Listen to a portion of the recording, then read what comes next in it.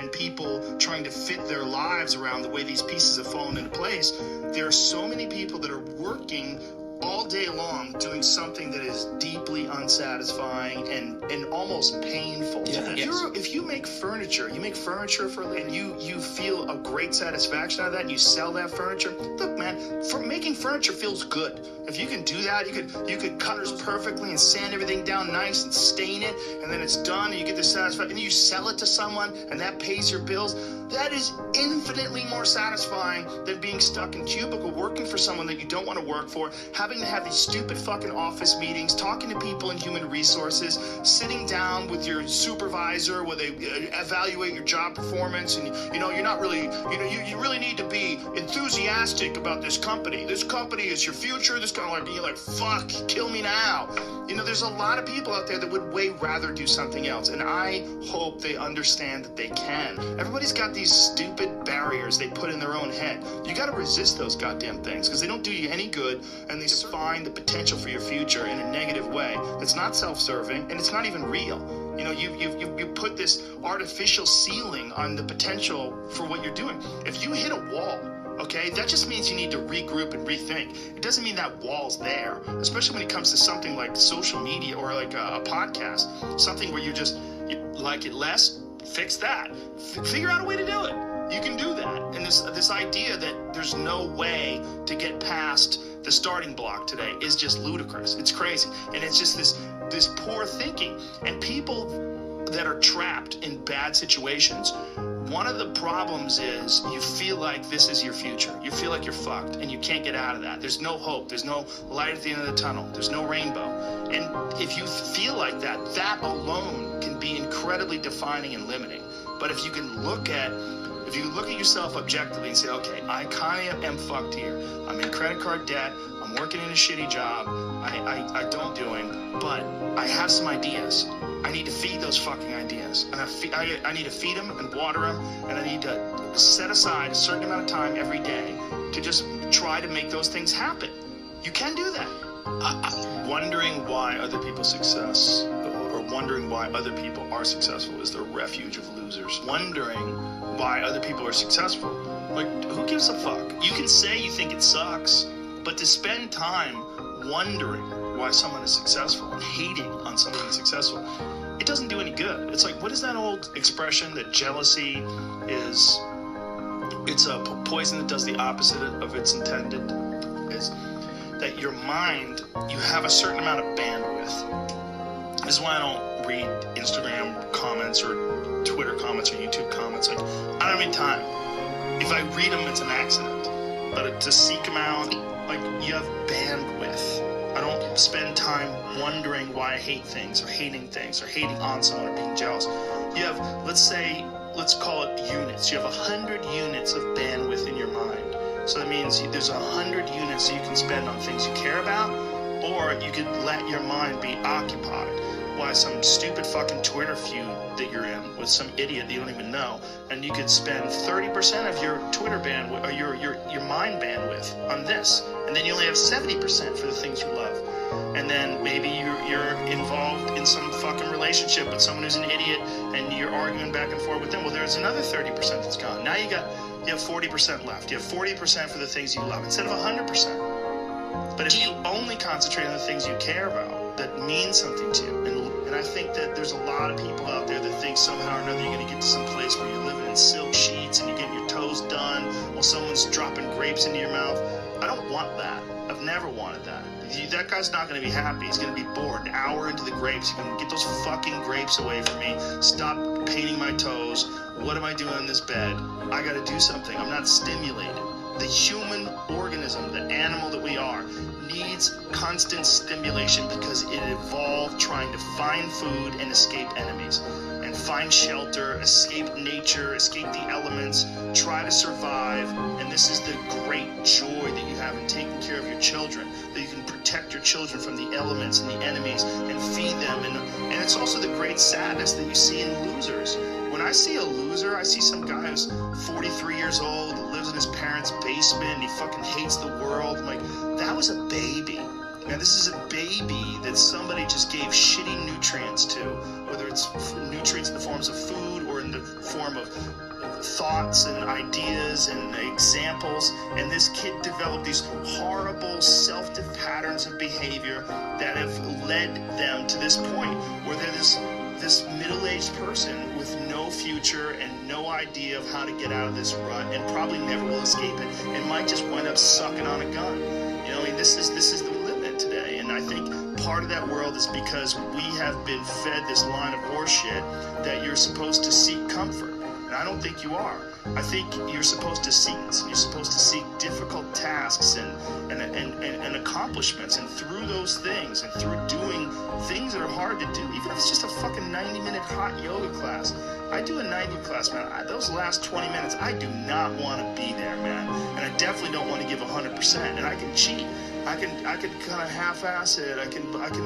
But if I don't and I get through it, when that time is up and the lady says namaste and everybody gets, fuck, man, I made it. You know, I lost 15 pounds. My fucking yoga mat is drenched to the point where I can literally wring it out and fill a jug up with water.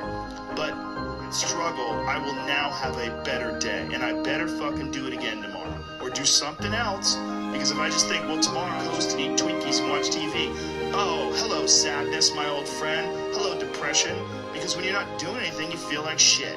And that's just a part of being a human being. And we can pretend that we're something other than what we really are. And we can pretend, nah, me, man, I'm just cool, just chilling, doing nothing. Bullshit. You're a fucking human. You're a human being. You were from the fucking hundreds of thousands of years of hunters and gatherers and people that were struggling. Those human reward systems are carved deeply into your DNA. And if you don't respect that, if you don't respect the mechanism of happiness and fulfillment and what you really need to do in order to feel satisfied in life, comedy, love, family, friendship, struggle, testing yourself, learning, all those things are imperative. They're all a giant part of being a person. Concentrating on people that suck or being jealous about people that are doing well does me zero good. But instead, if someone does well, I can be inspired and I can get fired up by it. I mean, I figured this out in my early 20s. I was like, okay, I have a poor way of looking at it, because it's a martial arts thing. Because in martial arts, like, you can't be jealous of someone else's ability. You have to realize you might have to fight them someday. So by realizing that you're forced to be objective about it, and you have to go to work. Like, you have to go, fuck, that guy's better than me. I gotta get better. And you have to go to work. Right. There's no positive benefit in underestimating someone. Underestimating someone will get you fucking killed. Like, literally. You're gonna get, but this is something I've cultivated for a long time and avoided things that make me unhappy and figured out what those things are and been very rigid about eliminating them from my life. And one of the big ones is eliminating interactions with people that are negative. That is gigantic. And because I've realized that I'm not really as independent as I used to like to think I was. I used to like to think that my thought process was independent and that I don't give a fuck what anybody thinks. That's nonsense. People say that because they absolutely care what people think and it bothers them. So they say, I don't give a fuck. But that I don't give a fuck stuff is almost entirely nonsense. You do care. And you care in both ways. You care if people are critical of you, you care if people are positive of you, but you also care if people are living positive lives and they're motivating you. That's a big one. People are fuel, and other people, it's one of the reasons why I like talking to people, one of the reasons why I like to do podcasts, because I get a lot out of, like just talking to you about your time in the monastery or your push to get to that 100 miles. Like, you get energy out of people like that, and you think about this energy and you think about this inspiration when you're doing other things. And it also sets in your mind that when you meet these exceptional people that move you, what are the characters?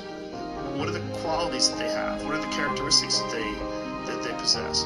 And those things become significant and important to you. Whereas if you live around a bunch of people that are complaining and bitching about everything, and they see the negative in everything, and they're always whining, those people are the opposite of that. They're the opposite of inspiration, and they're mud. You're just like, ugh. It's like you're up to your ankles in mud. You try to trudge through life. It's difficult. You're not light. It's not pushing. It's not a wind at your back. The wind's in your face, and it's rough.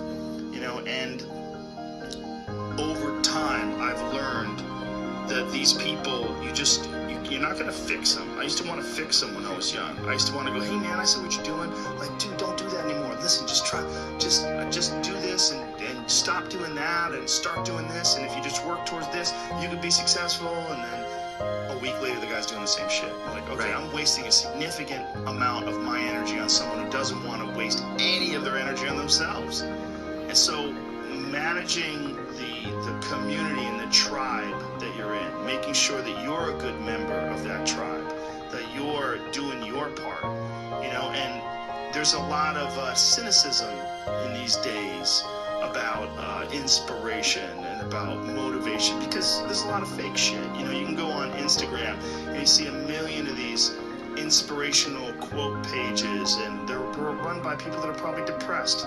You see a lot of people that are, talking about how to get ahead in life, but they're not really doing anything themselves. So there's a lot of cynicism involved in that. But there's also sincerity in it, and you can get, if you just look at it with a pure heart and a pure mind, you can get a lot of energy out of that. And when you're around happy, inspirational people that are successful, it makes you feel better and you get inspired.